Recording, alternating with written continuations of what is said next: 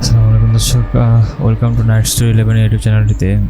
আজকে প্রায় 2-1 দিন আমাদের চ্যানেলে ভিডিও দেওয়া হয়নি, তা আমাদের কিছু পারিবারিক সমস্যার কারণে। তো ইনশাল্লাহ আবার আজকে থেকে আমরা ভিডিও স্টার্ট করব। তো কথা না বলে আমরা ভিডিওর কাছে চলে যাই। তো আপনারা যারা আমাদের চ্যানেলটিকে নতুন তারা অবশ্যই চ্যানেলটিকে সাবস্ক্রাইব করবেন এবং পাশে থাকা বেল আইকনে ক্লিক করবেন। আর আপনার ঘটনা থেকে থাকলে আপনি আমাদের ইউটিউব চ্যানেলে যে ফেসবুক পেজের লিঙ্ক পাবেন, সেই ফেসবুক পেজে আপনি আমাদের ঘটনা পাঠাতে পারেন। যে লেখা আছে, আজকে ঘটনা হচ্ছে আমাদের ভূতের একটা বাড়ির ভিতরে একটা কবর খুঁড়ে পাওয়ার মতো একটা ঘটনা, একটা ঐতিহাসিক ঘটনা।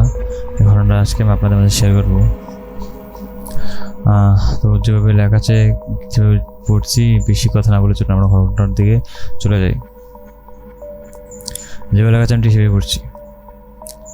ভূতের যে সত্যিকারের বাসা, ওদের কবর সেটাই যেন হানি দম্পতি খুঁড়ছিল। এই হ্যানি দম্পতি হলো স্যাম হ্যানি আর জুথিও হ্যানি। 80 দশকে ওরা টেক্সের হিউস্টনে খুব শখ করে একটি বাসা কিনেছিল। বাসাটা দেখে ওদের মনে হয়েছিল ঠিক যেন ওদের স্বপ্নের বাসা। আর বাসা কিনে ওরাও তো শুরু করে দিল তারা যত রাজ্যের কাজ কারবার। তো স্যামের মনে হলো ওদের এত শখের বাসা, একটা বাসা, তাও একটা মাত্র সুইমিং পুল না থাকলে হয়। ব্যাস ঠিক করে ফেললো ওদের বাসার পেছনে একটি সুইমিং পুল বানাবে। কিন্তু ওমা, সুইমিং পুলের কথা ভাবতে না ভাবতে এক আজব চেহারার বুড়ো এসে হাজির হলো। এসে বলে কি না, তুমি সেখানে সুইমিং পুল বানাবার কথা ভাবছো? সেখানে অনেক পুরনো আমলের কবর। তোমার তো সাহস কম নয়। এমনিতে কবরস্থানের উপর বানিয়েছো, আবার এখানে কবর খুঁড়ে সুইমিং পুল বানানোর চিন্তা করছো? এই বলে বুড়ো কবর কোথাও যেন উধাও হয়ে গেল। স্যাম তো যাকে বলে একবারে আকাশ থেকে পড়ল।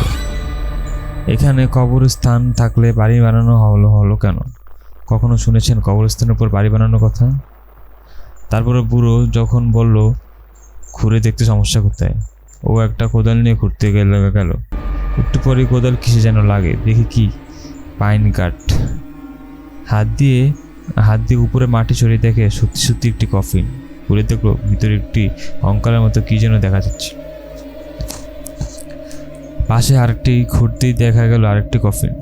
এই কফিনের ভেতরে আবার লাশের বাম হাতের অনামিকা, যে আঙ্গুলে বিয়ের আংটিকে পরা হয়, সে আঙ্গুলে বিয়ের আংটি করা আছে।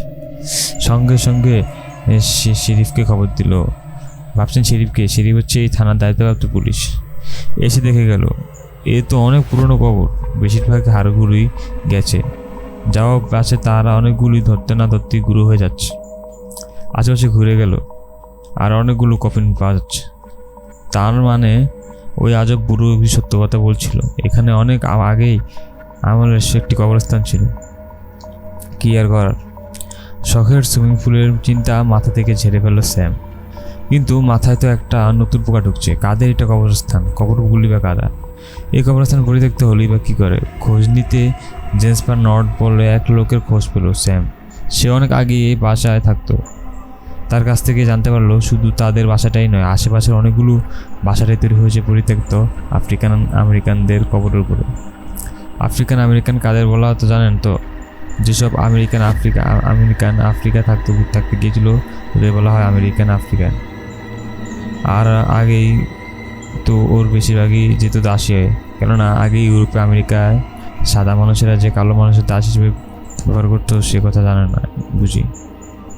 তো এইগুলো চিন্তা ঘটনা শেষ করেছে। আসলে ঘটনা হচ্ছে যে তারা আসলে একটা বাড়ি কিনতে চেয়েছিল, বাড়িতে সুইমিং পুল বানাতে চেয়েছিল। কিন্তু হঠাৎ করে একটা ভদ্রলোক এসে বয়স্ক ভদ্রলোক এসে বলে যে ওখানে বাড়ি বানানো যাবে না, ওখানে অনেকগুলো লাশ আছে। তো উনি সত্যতা যাচাই করার জন্য আর কি সেখানে ঘুরতে গিয়ে লাখ পায়, যেটা খুবই ভয়ানক। কারণ পুরোটা করতে এসেছি কেউ জানে না, হঠাৎ করে সে কথাটা হলো। তো এগুলো তিনটা ঘটনা শেষ করে তো আজকের ঘটনা আসলে এখানেই শেষ করতে হচ্ছে আমাকেও। আশা করি আপনার সবাই অনেক উপভোগ করবেন। আপনারা আমার ঘটনা পাঠান, আপনার ঘটনা আমরা বলে শোনাবো ইনশাল্লাহ। আমার ঘটনা পাঠাতে পারেন আমাদের ফেসবুক পেজের ইনবক্সে, আমরা আপনার ঘটনা বলে শোনাবো। আজকে একটু পর্যন্ত জায়গা নতুন একটা ভিডিওতে। তো সবাই ভালো থাকবেন, সুস্থ থাকবেন। আসসালামু আলাইকুম।